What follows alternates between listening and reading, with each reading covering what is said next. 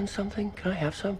So, a lot of Easter eggs on Agents of S.H.I.E.L.D. Season 5 to the greater Marvel Cinematic Universe and to the comic books. A lot of references to movies and TV series outside the Marvel Cinematic Universe, and finally, a lot of callbacks to previous season. I think this season did a lot on those callbacks. Pretty much the showrunners were assuming they were doing their final season and wanted it to feel pretty nostalgic, so yeah, they went for a lot of callbacks over there. But it is crazy, the amount of Easter eggs, the amount of references, the amount of callbacks, especially when it comes to the Avengers and the Netflix series and, you know, Star Wars, because we know it's on a season of Marvel's Agents of S.H.I.E.L.D. without a Star Wars reference or two, or in the case of Season 5, 3 or 4. So yeah, rewatching the first arc of Season 5, I found a lot of these, so I decided, okay, I'm gonna do this on multiple videos. I'm gonna start with the first 50-something Easter eggs, references, and callbacks on this video, and after that I'm gonna be bringing you more of these videos, more on Season 5, over the next couple of weeks. But that being said, and considering this video is going to have a long runtime, considering the amount of Easter eggs, references, and callbacks, I'm going to try to be brief with each and every one of them. And as of this moment, and in the spirit of not wasting any more time, welcome back guys, let's get started, and let's go. So wait, S.H.I.E.L.D. doesn't have a space division called Spear or something? Really? I always thought you guys had people hiding on the moon. Alright, so that scene alone does have a treasure of Easter eggs and references. So number one, the statement of Yo-Yo's, even though labeling the organization as Spear, describes the organization better known as SWORD in the comics. Now, SWORD in the comics is an organization that is pretty similar to S.H.I.E.L.D., only it deals with alien threats. Now, interestingly enough, SWORD was created for the comics by none other than Joss Whedon, creator of Marvel's Agents of S.H.I.E.L.D. and the writer for so many of the show's episodes. However though, the use of the acronym Spear is not a coincidence. It is in and out of itself a reference to the Chinese counterpart of S.H.I.E.L.D. in the comics. But that is not really where the reference stops. Spear happens to be a reference to THANOS in the comics, so in essence, it is as well a reference to Infinity War. Now, the Chinese organization came to life post the disbanding of the Chinese superhero team-up known as Dynasty. The team-up was disbanded after 2 of their members were killed during the invasion by Thanos. And as a result, the inception of the organization was pretty much to battle the kind of threats similar to that of Thanos and those kind of invasions. But finally, the people hiding on the moon, that was a clear reference to the Inhumans and the series that has just finished airing its first and final season right before S.H.I.E.L.D. premiered its 5th season. But number 6, the bus floating in space is a reference to the good old bus, the S.H.I.E.L.D. preferred method of transportation in both the comics and on the earlier seasons of the series. Number 7, May flying a Kree spaceship on the very premiere of the season is a callback to Daisy on the first season, asking her if that was on her bucket list. Number 8, VRELLNEXIANS. Even though portrayed as human-eating monsters, they are smarter in the comics, and surprisingly, their most prominent activity is paralleled by that of Cassius. In the comics, the Vrels are into the intergalactic slave trade business, the same way as Cassius on the series, only Cassius does specialize in the selling of Inhumans, while they are working in the general slave trade. Number 9, the Lighthouse. Now when the season starts, we get to be put under the impression it is a space station before we come to realize it is a bunker and it is still sticking out of what remains of Earth. But on the other hand, and in the comics, the Lighthouse is a space station used by none other than the secret Avengers as their base of operations. Number 10, the Time Monolith. That's a parallel to Infinity War. Now, a few seasons ago, we got to see the first monolith ever, the Space Monolith, and back then, with our knowledge of the Space Stone within the Marvel Cinematic Universe, it did make a lot of sense that that was a parallel. But with Infinity War closing in as the season started, we got to see a Time Monolith. That felt like a parallel to the Time Stone, and as we got closer and closer to the release of the movie, we got introduced on the 100th episode to the Dimensional Monolith, which did as well feel like a parallel, only this time it felt like a parallel to the Reality Stone. Number 11, the helmet, the one that Deke was wearing on his very first appearance on this season. That was very Star-Lord. That, though, was not the last time we got to see this helmet. The second time being when Deke caught up with FITZSIMMONS and Daisy after their escape from the fighting pit and Cassius on episode 7. The final time we got to see it, though, was on the finale of the very first arc of the season. That was when Flint put it on and used it out in space. So wait, that one doesn't have the blowtorch or the laser gun or anything? First of all, I'm not Inspector Gadget. And second of all, the authorities would have confiscated it. Wow, that looks like Momia Juanita from the Incan mummies, yeah. You know what, Coulson? I'm out. We get through this. I am packing it in. Sorry, Mac, you already quit years ago. Yeah, well, I didn't quit hard enough. Now that was a callback to Mac quitting close to the end of the second season. That was on episode 20 titled Scars, on the grounds that he still doesn't trust Coulson and refuses to be an agent as long as Coulson is director. Number 15, Virgil going JEMMA Simmons Biochemistry. That was a brief callback to Fitz introducing himself and JEMMA to Ward on the series premiere. Number 16, a callback to Coulson's bargain or deal with the Ghost Rider as Daisy asks him if their current situation had anything to do with it. Number 17, Yo-Yo making a reference to the framework, stating this might not be reality and that someone might have put them back in the framework as they assess the situation. That's another callback to season 4. But number 18, Daisy and JEMMA making a reference to how FITZSIMMONS are constantly being torn apart, cursed as Fitz may say. Now that is a total callback to the many times that they got separated over so many seasons, including but not limited to the time that Simmons went undercover early on in the events of season 2, Simmons being swallowed by the space monolith on the finale of season 2 and going into season 3, and their separation as Fitz got taken into the framework, becoming the Doctor. Means this program would have had to have been started back in the what, 80s with Howard Stark? That doesn't feel right. Number 20, a reference to the Kree abducting humans for experiments and genetic work, creating Inhumans as they've always done, which is both a reference to how Inhumans came to exist in the comics and in the Marvel Cinematic Universe. This reference was made by both Simmons and Daisy. Number 21, a reference to Hope, Mac's daughter, when Yo-Yo tells him his Spanish is getting better. Now, since she only got to mention it at this point, it does seem that he was referring to Spanish being mandatory in Hope's school, in the framework, and not in the real world. It does make a lot of sense that way, because she's probably comparing his Spanish as of that moment to prior to him going into the framework, the last time they actually had the time to talk. Number 22, Mac stating he thought Yo-Yo was gonna lose her arms, and her stating she started picturing herself with 2 hooks. That wasn't just foreshadowing Yo-Yo's future on the season, but also a reference to her character losing her arms in the comics, as well as her role in the comics as part of the Secret Warriors. Number 23, Tess referencing Sharknado as a danger on Earth back in the day. As Coulson explains, it was entertainment,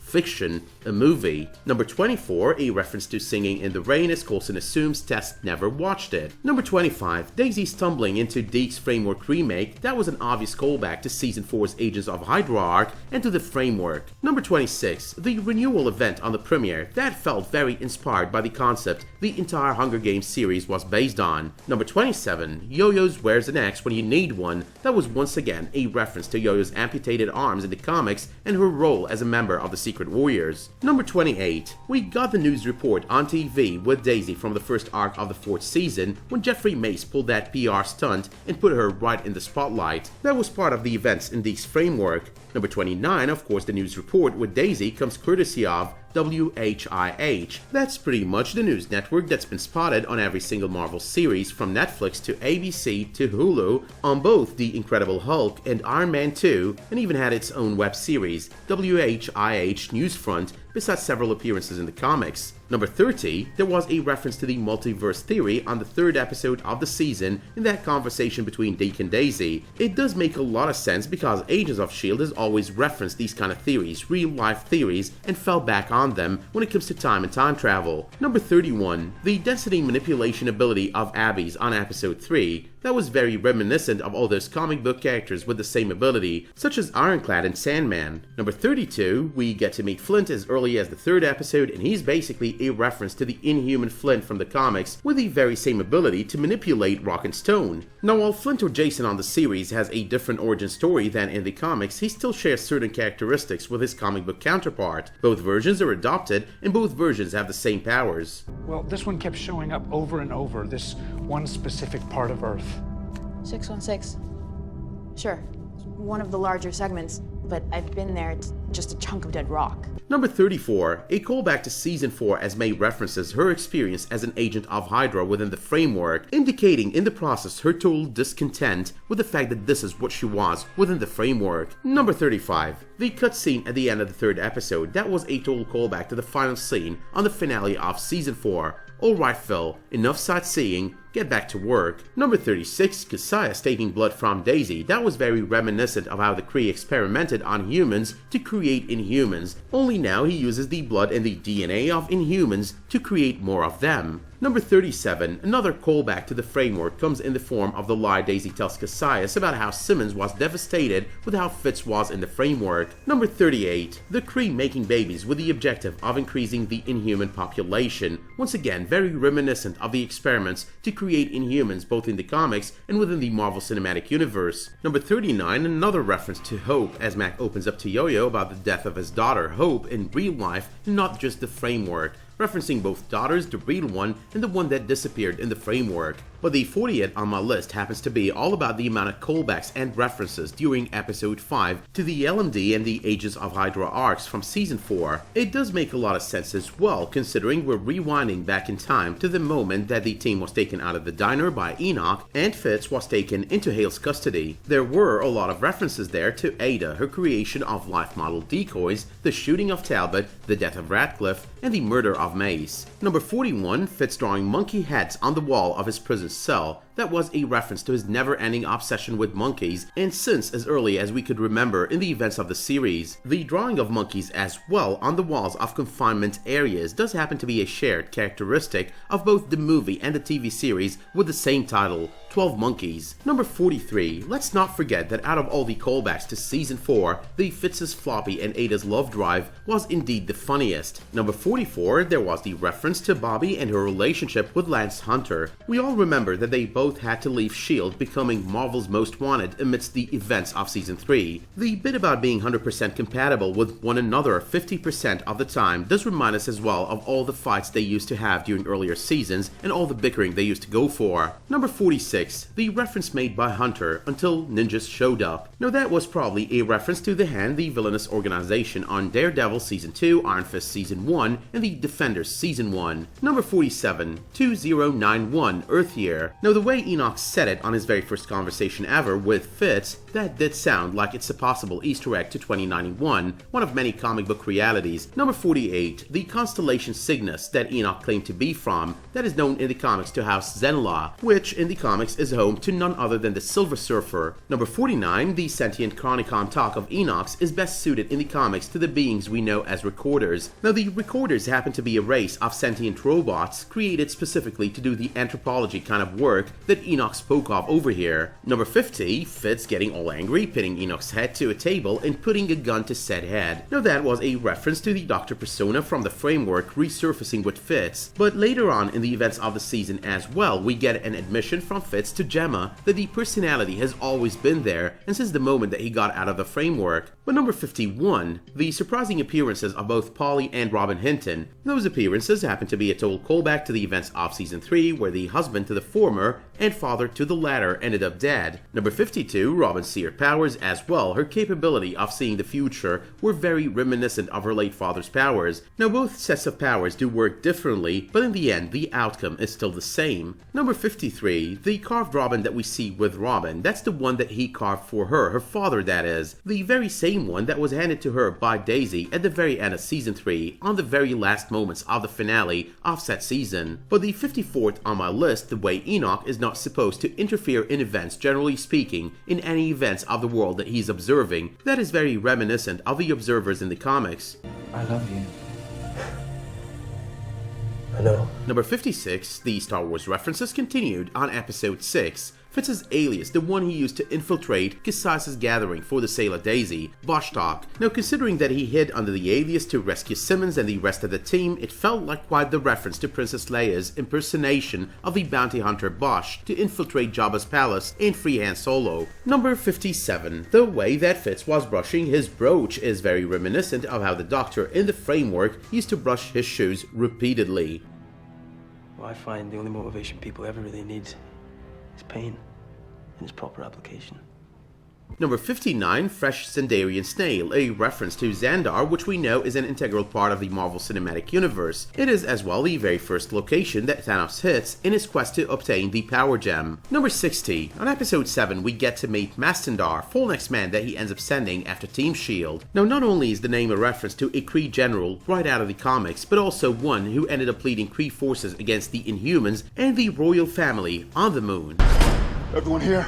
Yeah, we're all accounted for. Well, most of me anyway. Mr. and Mrs. Boba Fett will be here any minute. So what do we do now? Number 62. Before we ever knew Graviton would be the villain of the season, we got our reference to the element we've been waiting to hear of since the 3rd episode of the very first season of the series, Gravitonium. On episode 7 of the season, Fitz discovers that Gravitonium is being used to create artificial gravity for the lighthouse. But 63rd on my list, the revival of Tess with whatever Kree voodoo that was used on her is once again a reference to all the experiments performed by the Kree to create Inhumans, as well as the revival of Coulson using Kree blood. Number 64, the same does apply to the revival of Yo-Yo on the final episode of the first arc of the season. Number 65, Yo-Yo's gauntlets in the flashback sequence on episode 8. Those were very reminiscent of the arms she loses in the comics and which she ends up losing on the series 3 episodes down the road. Number 66, once again we do get a Gravitonium reference considering it is what gives the Zephyr its artificial gravity and in the very same manner that it does with the bunker. Number 67, Fitz's repeated talk about being doomed to fail, the time loop that they cannot get out of, and their inability to fix it or change time. Now that was a total callback to that episode on season 3 in which he brought up space-time for the very first time and their inability to change time. But considering this is part of an arc involving Robin, that episode was the one and only episode on which Charles Enton made an appearance. Number 68, Coulson talking to Tess about her revival and how he's been where she is and how it changes her. That was yet another callback to his revival using the GH serum, the very same revival that was the seed for the creation of the series to start with. Number 69, Yo-Yo revealing her amputated arms to her younger self. That was as well very reminiscent of her state in the comics and the Secret Warriors. May trained you to fight. I need you to lead.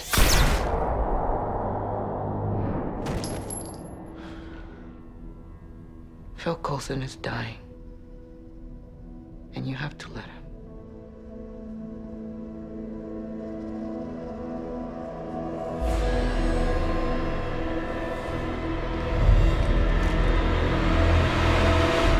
Clean slate. Future's up to us now. There's a lot that needs fixing. You're right. Here's your blueprint. Now, having listed all of these Easter eggs, callbacks, and references, these are all I could find within the first arc of the 5th season of Agents of S.H.I.E.L.D. I will be going for a rewatch of the 2nd and 3rd arcs of the season over the next couple of weeks, and I will be coming back with more videos of the kind. But with that being said, let me know in the comments what you thought of these Easter eggs, callbacks, and references. Do let me know as well if there are any that you think I've missed on the first arc of the season. And finally, you could let me know if you did like this video by dropping it a much appreciated like, and if that were to be the case, you could always subscribe and enable notifications for my future videos, community posts, and live streams. Now until the next video you tune in for on my channel, thank you all for tuning in, and have a great day.